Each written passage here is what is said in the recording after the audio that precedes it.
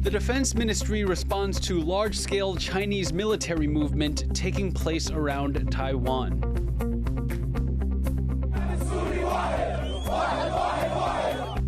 Five decades of Assad family rule comes to an end as the Syrian leader flees to Russia. A move to develop one of Taipei's last green spaces could leave residents gasping for breath.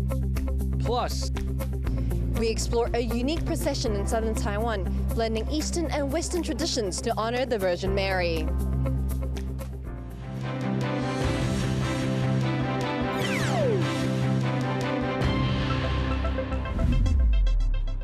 a warm welcome to TaiwanPlus News. I'm Leslie Liao. Taiwan's military says it is responding to Chinese military drills that may now are taking place around the country. Jaime Okan joins us live from our newsroom in Taipei. Jaime, what do we know so far? Well, Leslie, Taiwan's defense ministry says that China has started suspected military exercises that take place on Monday and will last until Wednesday. The defense ministry says that China has set up 7 reserve zones near Fujian and eastern Zhejiang province, but it's still too early to tell what exactly is going on in these zones and if they will disrupt shipping and transportation in the region. Already, Taiwan has reported more than 90 Chinese Coast Guard and naval ships operating in the region. Now, in response to that activity, Taiwan says that it has already raised its alert level and has also set up an emergency command center to monitor all of this activity. This is what the defense ministry had to say earlier about these suspected exercises. 国军将秉持不升高冲突、不引发争端的原则，妥善应对各种灰色地带侵扰行动，有能力、有决心、有信心，确保国家安全。 Now, Taiwan says that it has also dispatched its own military forces to what it's describing as strategic locations, but they haven't clarified what that exactly means. China also commented earlier on this activity saying that Taiwan doesn't have a defense ministry. That's because it sees Taiwan as part of its own territory, and that's all that we know so far. All right, Jaime, how do these drills compare to military exercises in the past? How serious are these movements? Well, there's been a lot of anticipation after Taiwan's President Lai Ching-te completed his first overseas trip since taking office, visiting allies in the Pacific. That trip also included a stopover in the U.S. territory of Guam, as well as the U.S. state of Hawaii. Now, that trip angered China, and many were not asking if Beijing was going to conduct exercises, but when. The last time China conducted large-scale exercises, those were called Joint Sword A and Joint Sword B, and both have been in response to what Lai says and does in respect to boosting Taiwan's sovereignty. That last exercise, Joint Sword B, saw a record amount of fighter jets. Over 150 military aircraft were spotted around the area. Security officials cited by Reuters are saying that this exercise, this activity, could be larger in scale compared to previous drills, but they're still trying to monitor the zones because some of those zones stretch from waters east of Japan all the way down to Hong Kong. So this is a massive activity zone. It's also still too early to tell if these exercises are a continuation of the Joint Sword series. This would make it Joint Sword C. The Defense Ministry says that they're going to open a press conference tomorrow, and it's likely there they'll get more information on what exactly is going on. All right, well, thanks, Jaime. That was Jaime Okan reporting for us live from Taipei. The Syrian government has fallen as rebel forces took the capital Damascus, a sudden end to the Assad family's 50-year rule. The newly ousted president and his family have been granted asylum in Moscow after fleeing the country, according to Russian state media. Rosie Greninger has the story. Celebrations in Damascus as news broke that Syrian leader Bashar al-Assad had been overthrown by rebel fighters after a civil war that has lasted 13 years. The regime's demise ending 5 decades of his family's brutal dictatorship. Rebel forces announcing their victory over state television. نهاية هذه الحقبة المظلمة وبداية عهد جديد لسوريا. Assad was in power for 24 years, taking over his father's tyrannical rule upon the older man's death. As their statues were toppled from pedestals across Syria, the ousted president and his family fled to Moscow. Russia, along with Iran, had long backed the Assad regime, providing technical and military support as he fought various rebel groups since 2011. But with both allies preoccupied with their own conflicts, Syrian rebel groups worked together in a lightning offensive, beginning their campaign in the northwest, sweeping through Aleppo, Homer, Daraa and Homs in just 11 days, before seizing the capital Damascus virtually unchallenged. With Assad gone, civilians and fighters raided the presidential palace, and prisoners long held by the regime were freed. في غضون 11 يوم بفضل الله عز وجل تتحرر سوريا من شمالها إلى جنوبها ومن شرقها إلى غربها. الحمد لله. هذا مدد من الله عز وجل. الحمد لله رأينا بأم عيوننا كيف أن عذابات 13 عاما تتعافى من خلال هذا النصر العظيم. Many Western leaders welcomed the fall of the regime, aware that there is still much uncertainty ahead, including the country's relations with Russia and Iran. As we all turn to the question of what comes next, the United States will work with our partners and the stakeholders in Syria to help them seize an opportunity to manage the risks. An Assad appointee, Syria's Prime Minister Mohammed Ghazi al-Jalali, issued a video statement as the rebels took over, saying he's ready to help form a transitional government. He was last seen in the company of rebel fighters, reportedly to discuss a peaceful transfer of power. This is a positive sort of sign because there is that sort of contact and coordination. But I think it's not gonna likely play a big role in terms of what comes next because you have different armed groups and different sort of areas of control. The division between those groups raising fears negotiations could become complicated and drawn out. And it's not just those in the country counting on a swift transition. Across the border in Lebanon, jubilation among millions of Syrian refugees displaced by civil war. Longing to return home, daring to dream a better future for their country is now finally within reach. James Lin and Rosie Greninger for TaiwanPlus. U.S. President-elect Donald Trump says he and Chinese President Xi Jinping spoke within the last week. In an interview with NBC News, Trump said he has a very good relationship with Xi and that the two spoke just 3 days earlier. Trump said he didn't discuss Taiwan with Xi during last week's call. When asked whether he would defend Taiwan, which China claims and has threatened to take by force, Trump declined to comment directly, but stated that he would prefer China not to invade. The U.S. has historically helped Taiwan defend itself by selling it weapons. It does not promise to send troops, but leaves the option open.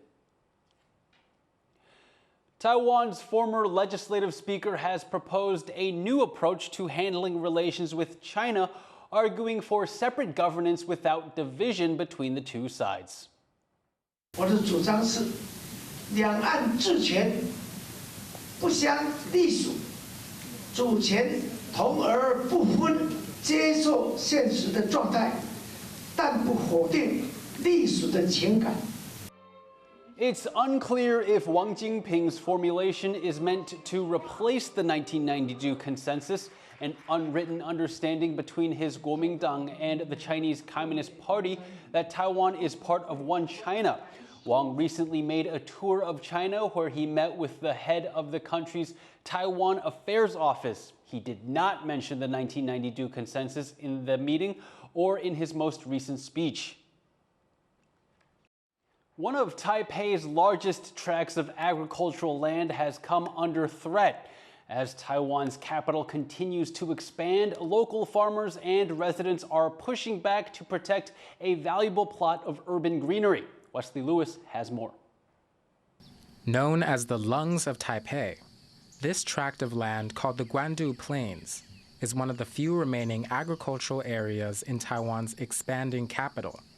Its 5 square kilometers in the city's north still hosts a farming community. But with land at a premium, officials and developers have been looking to build up this area, a move that farmers here say would be disastrous for the city.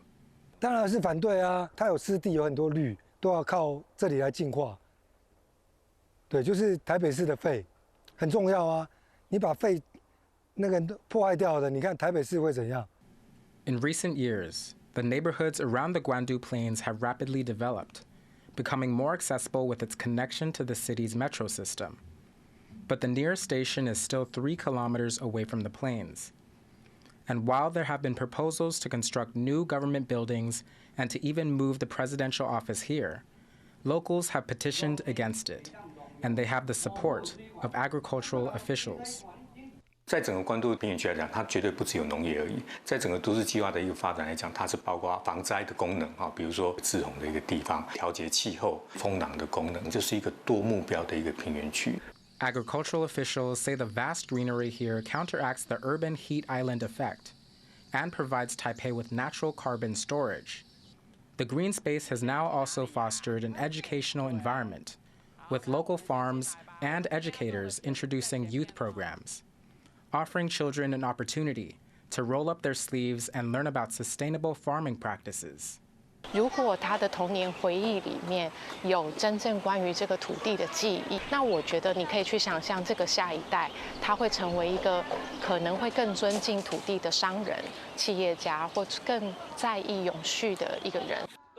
By teaching children, the farmers and educators here hope to sprout a new generation of environmentally conscious youth, as they remain set on protecting the city's lungs from encroaching urban sprawl, upholding not just their unique way of life, but also the well-being of all who call Taipei home. Eason Chen and Wesley Lewis for TaiwanPlus. Coming up after the break, tourists flock back to one of the world's 7 wonders, but are they here to stay?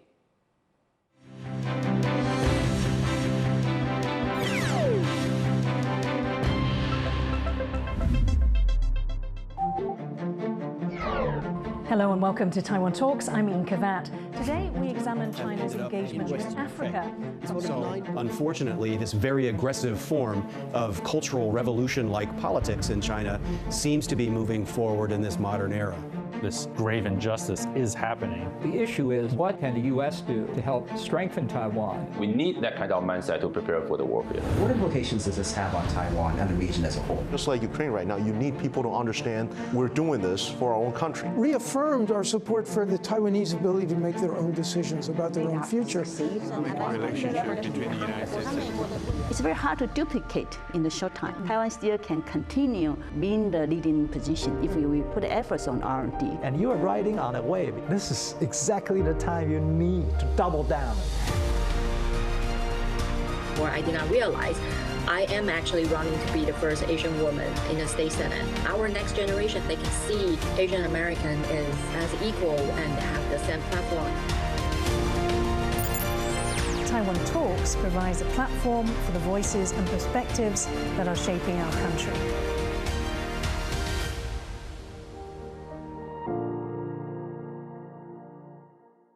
For more stories from Taiwan, around the world, and in front of a World War II-era aircraft carrier, please download the TaiwanPlus app.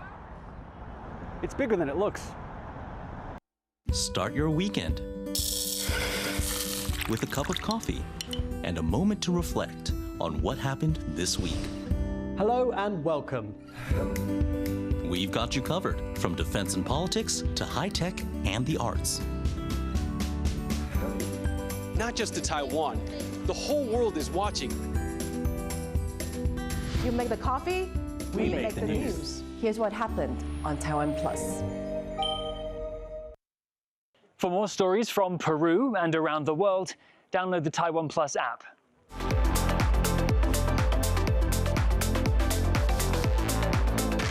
In the face of adversity, the power of truth.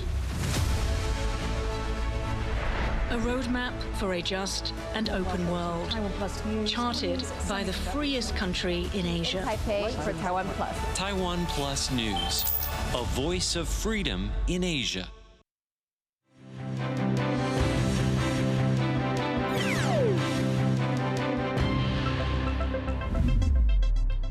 Welcome back. You're watching TaiwanPlus News. Rescuers are still searching for a missing crew member from a tanker that ran aground off Taichung late Saturday. The Chinese national is the only one of the 15-strong crew of the Panama-flagged Liquid Gem unaccounted for. The vessel reportedly had engine trouble in rough weather, causing it to drift. It had been offshore since November, waiting for permission to load fuel. Though it is mostly empty, equipment like oil booms were put in place in case of leaks. South Korean President Yoon has been barred from leaving the country. Local reports say the president is now under criminal investigation over his failed attempt to impose martial law. Yoon survived an impeachment vote at the weekend as opposition lawmakers failed to garner enough votes. But his own People Power Party says it has set up a task force to handle the president's early resignation. A grand celebration honoring the Virgin Mary kicked off in Pingtung, southern Taiwan, with thousands of participants witnessing the holy procession. Our reporter Sandy Chi was there. The Virgin Mary, seated in a sedan chair, is carried through the streets of a small village in Pingtung, southern Taiwan. This is the Madonna Procession, the largest Catholic parade in the country, held annually on December 8th. The date marks the anniversary of when the church that holds the ceremony was established and coincides with the Catholic holiday, honoring the Virgin Mary, the church's patron saint. 圣母游行是天主教的一个传统的，特别彰显圣母爱，圣母爱我们世间人嘛。The parade begins at Wanjing Basilica, the oldest Catholic church in Taiwan, dating back to the 1860s. Unlike other Catholic processions, this one is a grand celebration that blends both Catholic rituals and local Taiwanese customs. The fusion is most evident in the Virgin Mary's perch atop the sedan chair, similar to how deities are paraded around for traditional temple celebrations. But there are other unique cultural elements as well. 西方已经有在圣母游行，但是我们是融合了就是中式的一个色彩。你看今天你会看到放鞭炮，这是我们的特点。那个放鞭炮不是我们教友自己放，而是那个我们拜拜的不同信仰的一个那个家庭。During the procession, around 50 volunteers take turns carrying the Virgin Mary through the streets. Her chair is said to weigh between 500 to 600 kilograms.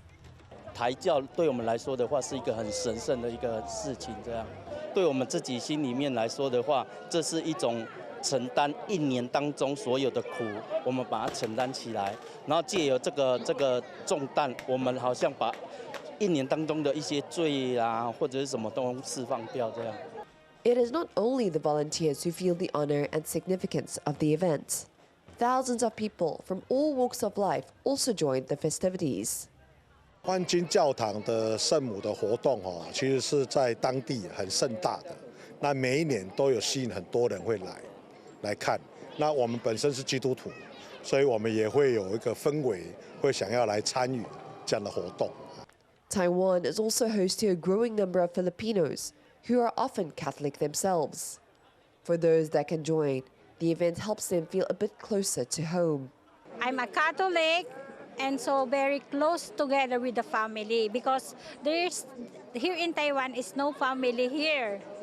Only my daughters and some of my friends. I'm here to Taiwan for 27 years and this celebration of Immaculate Conception, I attend this Mass every year. We Catholics are family-oriented. We want to know our family, our children, especially we are married to Taiwanese. We want to, educate them with the Catholicism and our faith to be strengthened, even though we are here in Taiwan.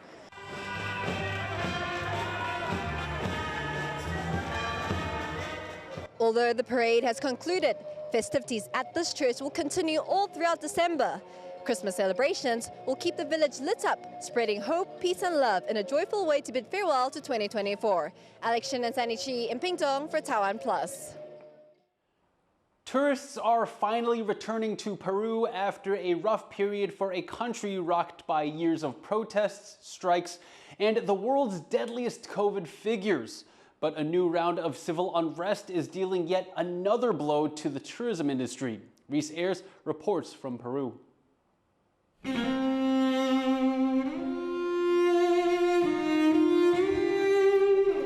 The ancient terraces of Machu Picchu, alive with tourists once again. Visitor numbers finally back to pre-pandemic levels. It's a welcome return for residents in the nearby town of Aguascalientes, including Yubitsa Corimania, who works in a local souvenir market. Hola, buenas tardes. She saw her income decimated over the last 5 years. Pero no había nadie. Era como un pueblo abandonado. Sí.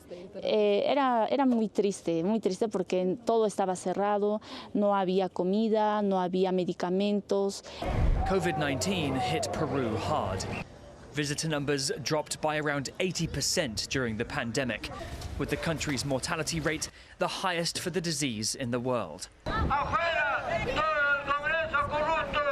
Succeeding years of civil unrest have also taken their toll on the tourism industry.